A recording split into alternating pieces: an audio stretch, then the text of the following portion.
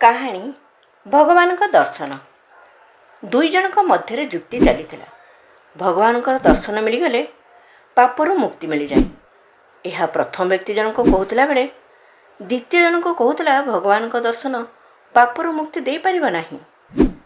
ଏହିପରି କଥା କଟାକଟି ଚାଲୁଥିଲା ବେଳେ ଜଣେ ସନ୍ଥ ସେମାନଙ୍କର କଥା ଶୁଣି ତାଙ୍କୁ ପାଖକୁ ଡାକିଲେ ଏବଂ କହିଲେ, ବାପା, ଭଗବାନଙ୍କ ଦର୍ଶନ ଏତେ ସହଜ ନୁହେଁ। ଭଗବାନଙ୍କ ଦର୍ଶନ କରିବାକୁ ହେଲେ ମନରେ ସେହିପରି ପବିତ୍ରତା ଓ ସମର୍ପଣ ଭାବ ଥିବା ଦରକାର।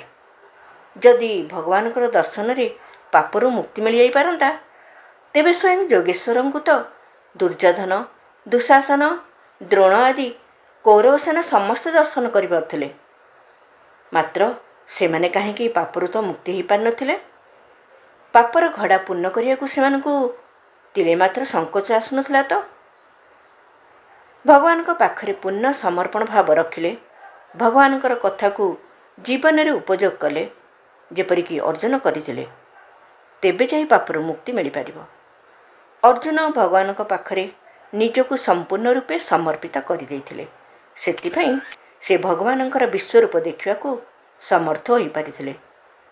ଯେଉଁ ରୂପକୁ ଦର୍ଶନ କରିବା ପାଇଁ ଯୋଗୀ ଋଷିଙ୍କୁ ହଜାର ହଜାର ବର୍ଷ ତପ କରିବାକୁ ପଡ଼ିଥାଏ, ତାହାକୁ ଅର୍ଜୁନ ନିଜର ଜୀବନ କାଳରେ ଶ୍ରଦ୍ଧା, ଭକ୍ତି ଏବଂ ସମର୍ପଣ ଦ୍ୱାରା ପ୍ରାପ୍ତ କରିପାରିଥିଲେ। ଏଥର ଦୁଇ ବ୍ୟକ୍ତି ବୁଝିଗଲେ ଭଗବାନଙ୍କର ଅସ୍ତିତ୍ୱ। ଧନ୍ୟବାଦ।